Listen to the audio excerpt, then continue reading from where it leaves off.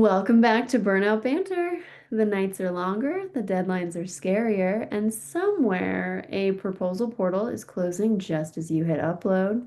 If you've ever watched a file freeze at 98% or woken up from a nightmare about font styles and sub-consultant resumes, this episode is for you. In the spirit of the season, we are sharing true tales of terror from the world of AEC marketing. These are the stories that haunt us, the ones that live rent-free in our minds long after the deadline has passed. You'll hear about cursed portals, cursed proposals, haunted inboxes, and the ghosts of deadlines past, all from brave marketers who live to tell the tale. So grab your cozy fall bevy of choice, turn down the lights, and settle in. Hey everyone, my name is Rochelle, And I'm Jeff. and this is Burnout Banter, Horror Stories Edition. Before we dive in, make sure to subscribe to the podcast on Spotify, Amazon, Apple Podcasts, YouTube, or wherever you listen so you never miss an episode of the banter. It's funny you were talking about fonts because we were sarcastically having a conversation this week at a conference I was at about our favorite font, and I have no idea what font they were talking about, but it just became like this running joke of like, ooh, this font is like the best font that you could ever use. I was so excited that you were about to tell us what your favorite font is because that would have been so unexpected from you. It began with a B, so I don't know. That's all that stuck in my head. Begin with a B. Yeah. Interesting. I don't know Yeah. my fonts well enough. I live in Arial and Helvetica land. I've got like Yeah. Bookman Old Face, but nobody's calling that their favorite. Belmont or something like that. Okay, that sounds fancy. I like it. I like it too. It's my favorite, even though I have no idea what it looks like or even what the name is. I like Robato, mostly because it's fun to say. Robato. It is fun. Well, I have my We've com pumpkin we've spice completely chai. derailed. We have. I was gonna bring us back on with All right, bring us back on. I've Sorry, I got my keep pumpkin trying to spice derail chai. us. I am ready. For those of you who had not listened to last year's episode of Horror Stories, basically we have four stories for you. I'll read one, Jeff will read one. We'll chat about them a little bit. And yeah, it'll just be a nice, cozy little episode. So let's get started. Our first story is called A Week in 3 Days. It started innocently enough. It was just another rush proposal week. Except by Wednesday morning, I had already logged 40 hours. My laptop was an appendage, my coffee mug an IV, and my inbox a live feed of panic. Every time I thought I was done, another quick change came in. Just fix the org chart. Oh, and the resumes. Wait, can you redo the entire project approach now that leadership wants a different narrative? Sure, why not? By Thursday night, I was hallucinating spreadsheets. I finally hit send on the draft at 3 a.m., crawled into bed, and woke up feeling like I'd been hit by a bus. Fever, body aches, and overwhelming desire to stay under the blankets. Oh no. And of course, it was deadline day. I spent the day wrapped in a blanket, sweating through my keyboard while the PM checked in every hour to ask if the sub-consultant bios were updated. They weren't because I was trying not to pass out. Oh my goodness. The proposal went in, barely. I don't remember much after that, except realizing much later that my body had been screaming at me for weeks and I just wasn't listening. Ow, I feel that one Yeah, in my body.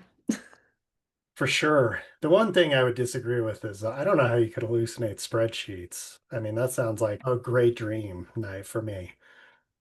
No, no, that sounds terrifying to me. We know I hate Excel. I hate sheets. That was the scariest line in this whole thing for me.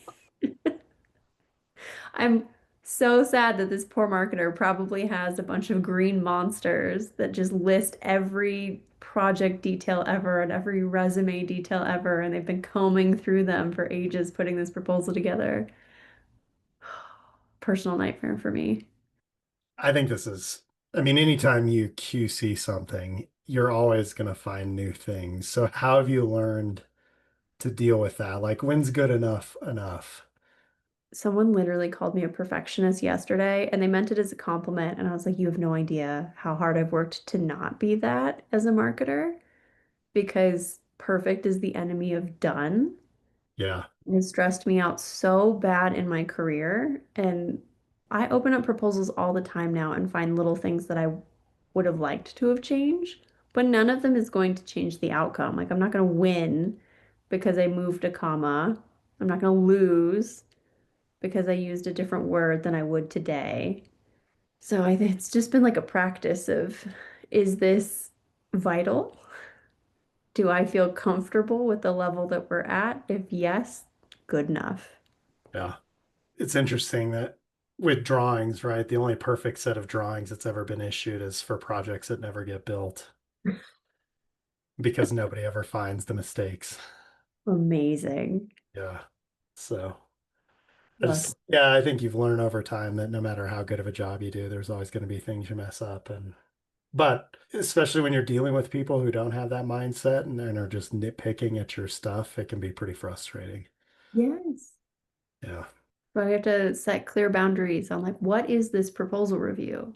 It is not a grammatical review. It is a fatal flaw review. Did we say anything that's going to get us in trouble? Are we missing anything that's going to get us disqualified? No? Cool. Let's go. Yeah. Oof. That person sounds like they needed a lot of time to recover from that one. I hope they got at least a week or two to bounce back. All right. You ready for story number two? Deep breath, deep breath. I'm ready. This one's called Portal Nightmares. Sounds interdimensional. It's like going to the upside down world in Stranger Things or something. You don't spend a lot of time with procurement portals, do you? No, thankfully I do not. I would rather be in the upside down of Stranger Things than deal with Ariba. So, All right. There's a special kind of terror that only proposal peeps know. Watching a portal clock tick down to zero while your file upload freezes at 98%. It was a Friday, of course.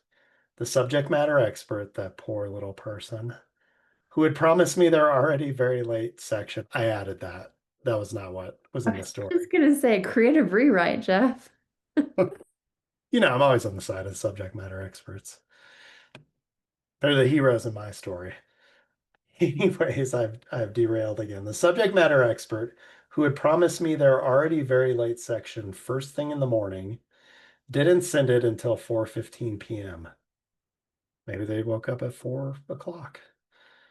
The portal was set to close at 5 o'clock, and I was in a coffee shop with the slowest Wi-Fi connection ever because I was supposed to be on vacation. Every page loaded one line at a time. I watched the upload bar crawl while my heart rate climbed. 458, 459, portal closed. I sat there staring at the error message, unable to decide whether to cry, laugh, or throw my laptop out the window. The PM called, furious.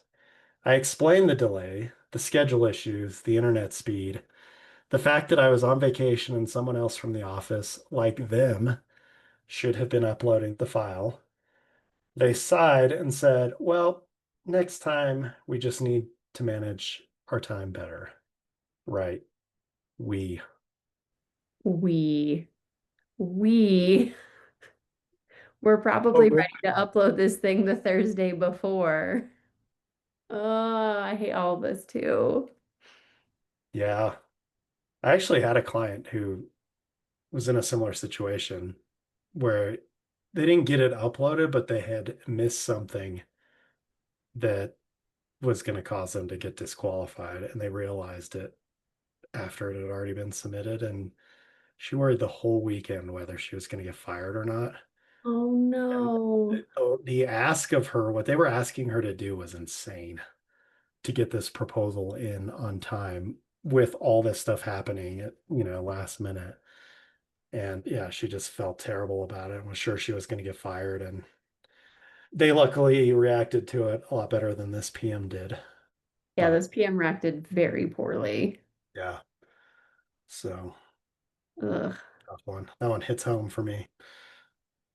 Portals. My fear with portals is always that there's going to be a hidden upload because what happens a lot of times is you've got your core questions, and once you upload those, it like magically reveals a hidden question or one that couldn't be like unlocked until you'd uploaded your answer to the parent question, and you have literally no way of knowing until you've uploaded your answers. It doesn't download in like the RFP documentation. It doesn't download in your Excel spreadsheet, or it's like a hidden column. So much anxiety. So I start like filling in our portal responses in advance just to see, like I'll replace them, but just to see if those are there. So if I was doing this at like 4:58 and I had slow internet and one of those questions popped up, I think I would have thrown my computer out the window. I wouldn't have answered that phone call from that PM, especially on vacation. Like, oh my God. I'm pretty glad I don't have portals. We just turn in our drawings, and if they're late sometimes. Some portals are fine.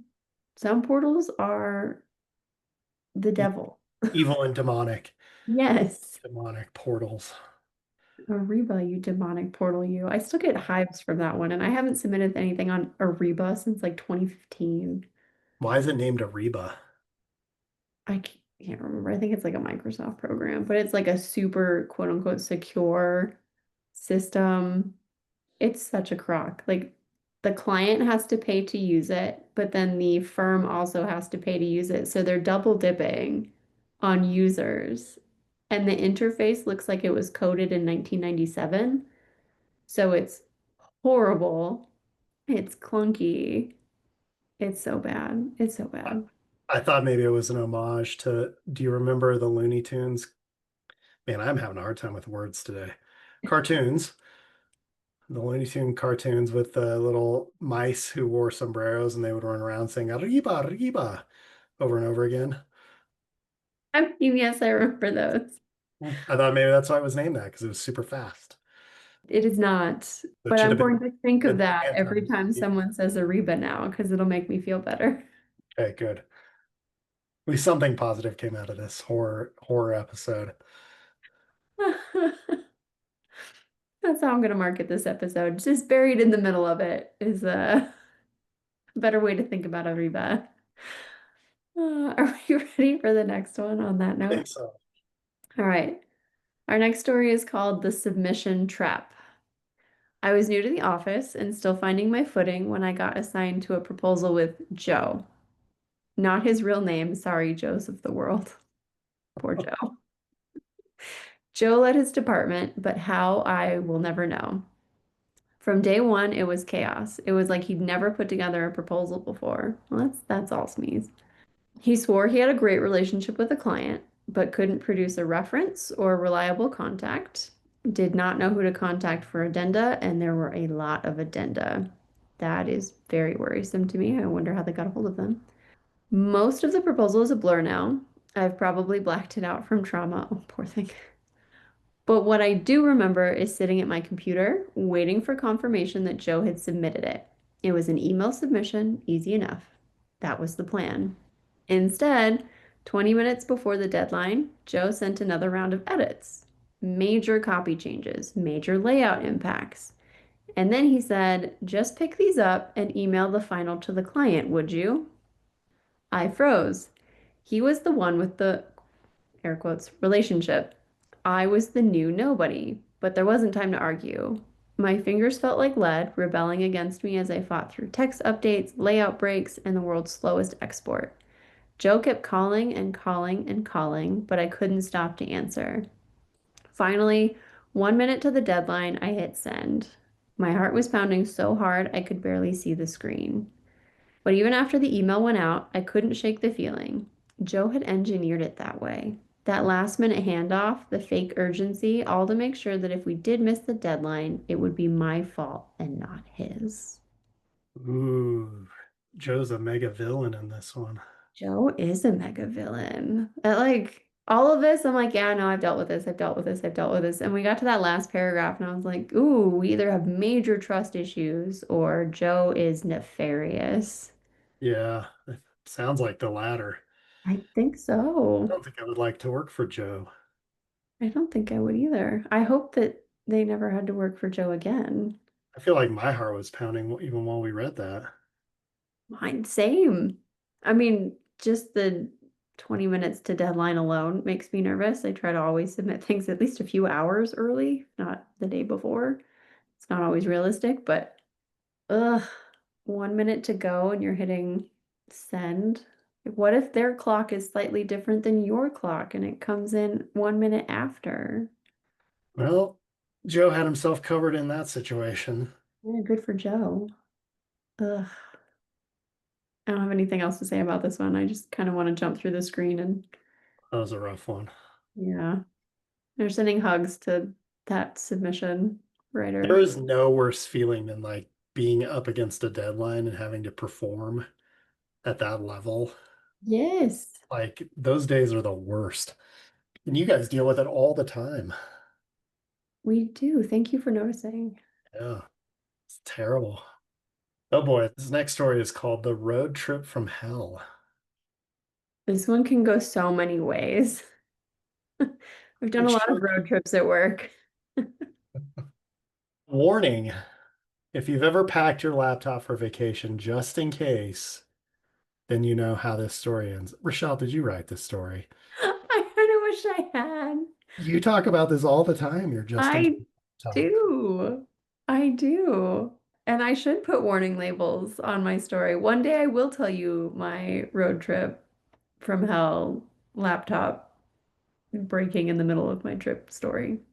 I just did it 2 weeks ago where I was on a road trip and brought my laptop just in case. Luckily, I think mine ended better than this story, but we'll see.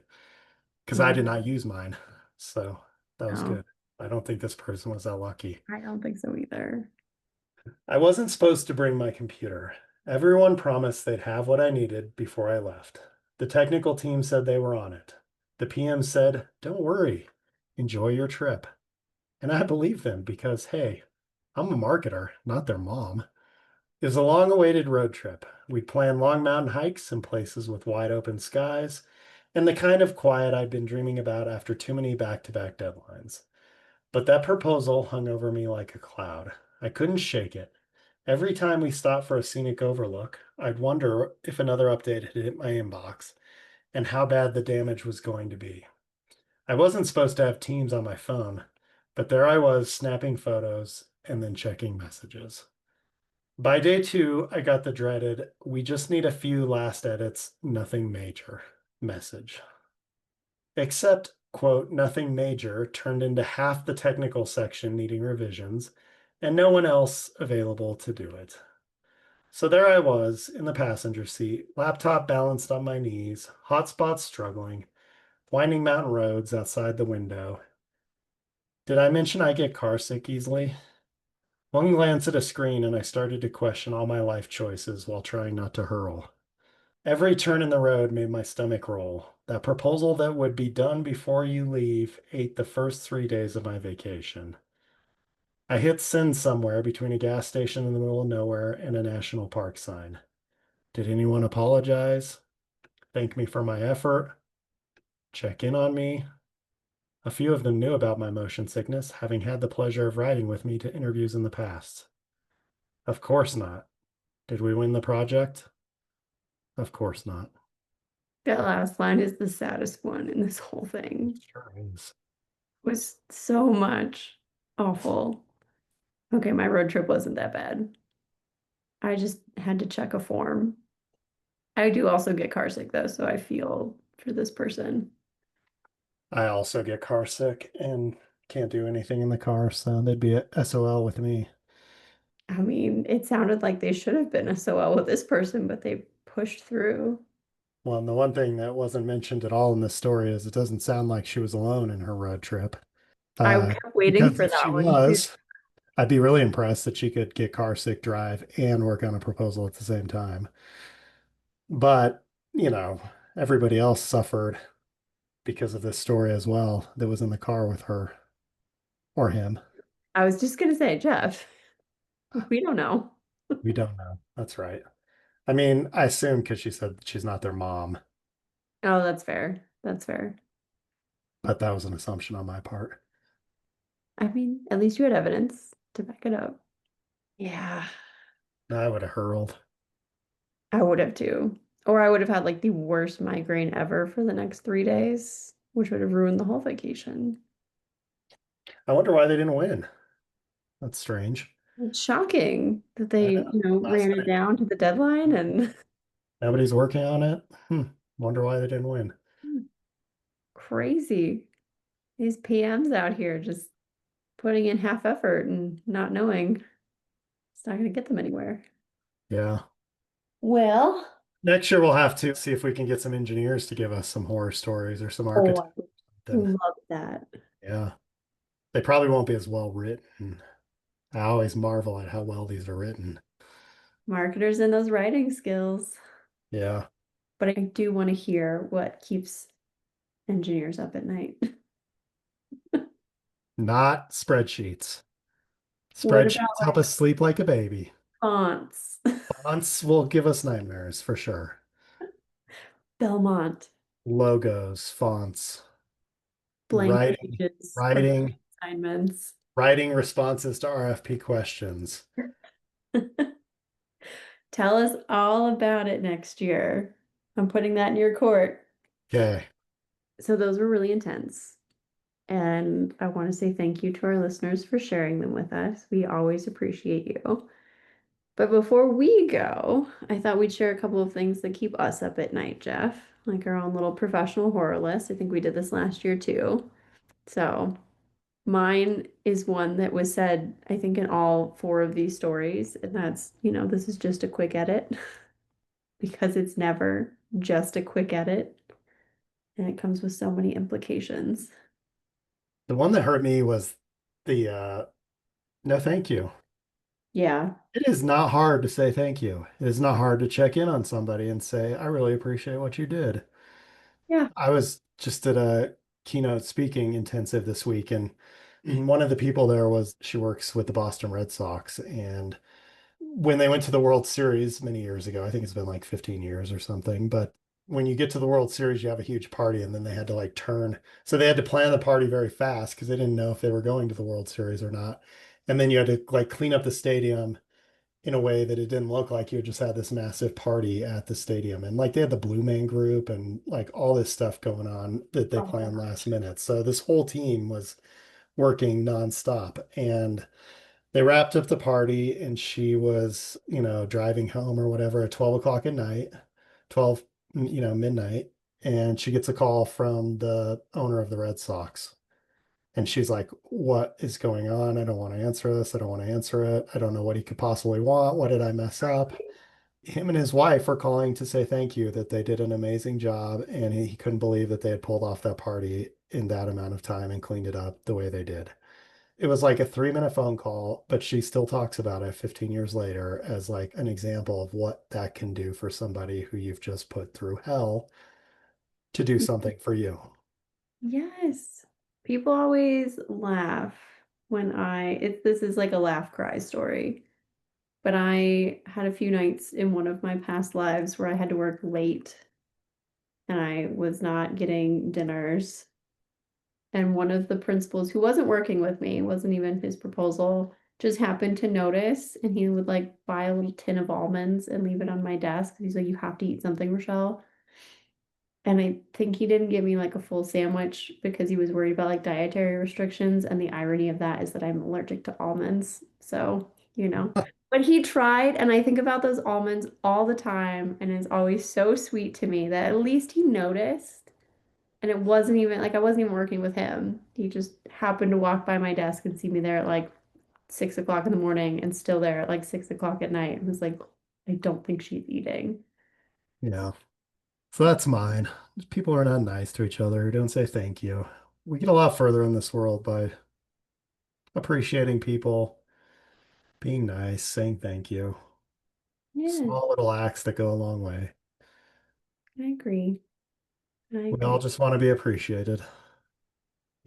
Exactly. So I appreciate all four of these people for what they did.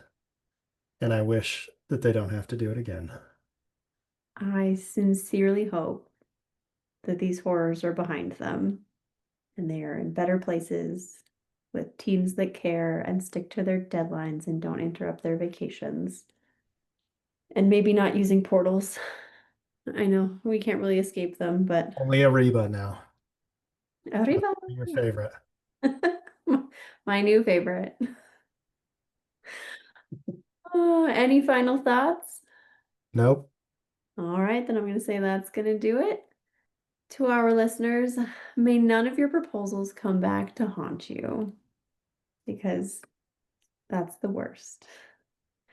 Don't forget, if you like what you're hearing, you can follow or subscribe to us on your favorite platform, Amazon, Spotify, Apple Podcasts, YouTube, or wherever you turn in, so you're always up to date with the latest banter, tools, and truths about the AEC industry and our annual horror stories, of course. And don't forget that Rochelle and I take November and December off, so we will be back with season 4 in January. And one of our early episodes is a special at the Southern Regional Conference. We're doing a live AMA for new marketers, new technical staff. It's pretty much new to the industry. So we are excited to see our SRC friends out in San Antonio and record that episode and get started on season 4. Happy holidays, everybody. Thanks for